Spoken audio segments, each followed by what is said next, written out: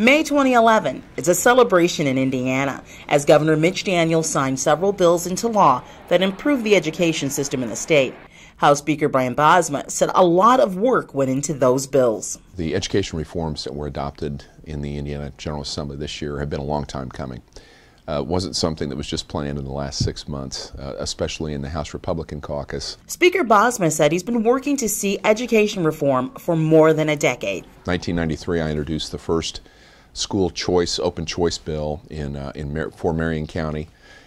Was not successful. 1995, introduced the first charter school bill in Indiana. That was not successful for 7 years. We had an education tax scholarship bill that was unsuccessful, both when we were in the minority and in 2005 when I was Speaker, and we did not have collaborationists in the Senate. And his time in the legislature, Bosma said reforming schools has always faced opposition from both sides of the aisles.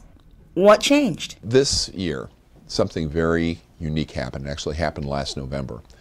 We had like-minded leaders elected in the House, in the Senate, already in the governor's office, late to the party on the issues, but realized that they were key to our state's future, and a superintendent of public instruction that was on the same page. With a strong coalition, Bosma said the bills that limited collective bargaining, developed standards for teacher quality, expanded charter schools, and created education vouchers could move through the legislature, but there was still some resistance. Our Democrat colleagues saw what was going to happen in the House. They knew that I was the co-author or author of a number of these bills.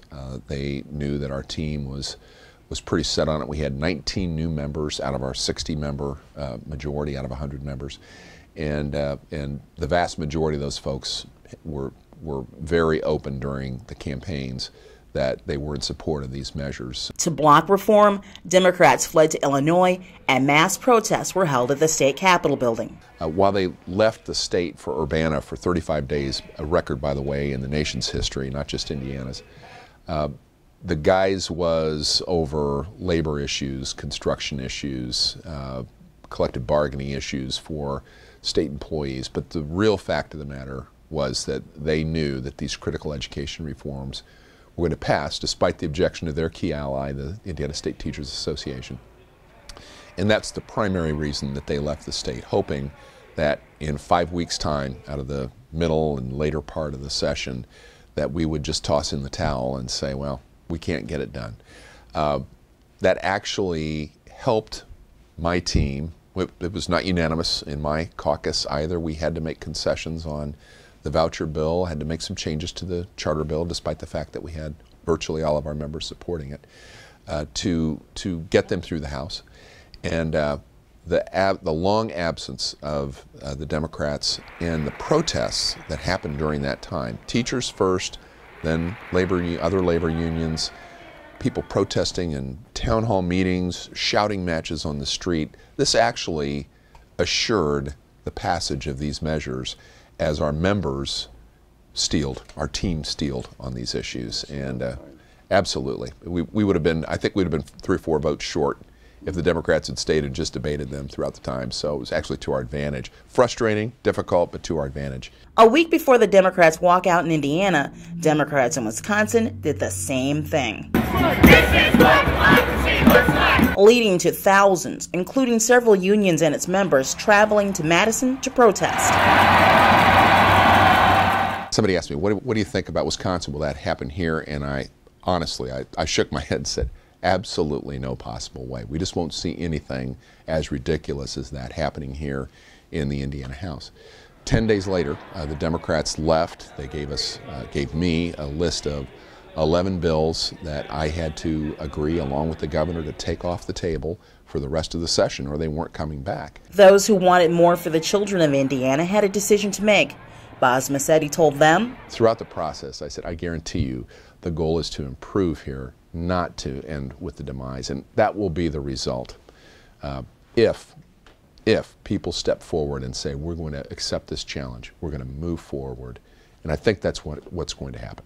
With the legislative victory ending in the signing of the nation's most comprehensive education reform, Bosma sees great things ahead for Indiana children. First of all, I see a competitive marketplace. I see the injection of the beginning of competition that schools, school boards, teachers, corporations are going to have to react to.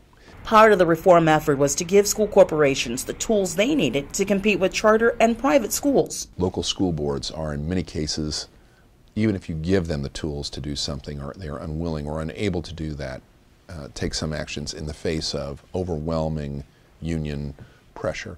So we have prohibited collective bargaining on issues other than wage and wage-based benefits. It isn't just, hey, you don't have to, it's actually illegal to do so. The local school boards must, they aren't just empowered to, but they must implement a system that evaluates teachers on an annual basis. It's locally designed, but it must include student growth and performance as a significant measure, at least 50%. And we don't allow them an exemption for these things. They must do it, and they are prohibited from laying off teachers solely based on either degrees or seniority. Bosma said the reforms also make it necessary for the teachers' unions to reach fair labor contracts. Indiana law prior to this year provided that if they could, when it was time to bargain, if they couldn't come to an agreement, that any raises that were in the prior contract are automatically put into place again for the next year. So there was no real incentive for the teachers' unions to come to a reasonable agreement. They had a fallback position, and it was really one of the top issues that school boards and school superintendents brought to us, and really what got them on board with some of the reforms that we championed. He acknowledges the unions fought these measures hard and lost. He said they'll try to make up for it during the elections.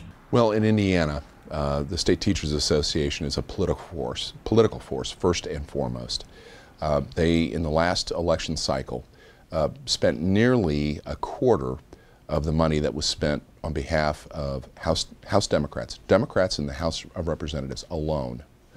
Nearly a quarter of the campaign funds on the Democrat side came from the Indiana State Teachers Association, with a sprinkling, nothing. And I'm talking about $1.2 or $3 million during an election cycle, and this has happened time and time again over the last decade. So they are first and foremost a political force in the state of Indiana, not a policy force, and not a collective bargaining force, although they are both those things. They are a political force, and I don't think that political force will change. Despite the teachers' union's efforts, Bosma said the reforms will improve the quality of education children receive in Indiana, but there's more to do. He wants to see early childhood education increase and take a good look at who's running Indiana's school corporations. One that we are going to attempt to move forward is reviewing administrators and superintendents' contracts in Indiana. There is a concern about this. Now, you want to have highly qualified folks, you want to have innovative folks, you want to have inspiring folks, but you also want to be sure that they are compensated properly, and that there's transparency and full disclosure, and that you can reach outside of the box just a little bit. You don't necessarily have to have a superintendent that has a superintendent's certificate for a large school corporation, which is really akin to running a large public corporation. You want someone who is able to lead and able to set a course. For the children of Indiana, the first step has been taken to give them the skills they need to be successful. People will have a choice. Again, I think that's the key, the competitive nature of it. School corporations will have to perform here, or even those that have had no choice in the past will have other options. In Indianapolis, Teresa Rashid, EAG TV.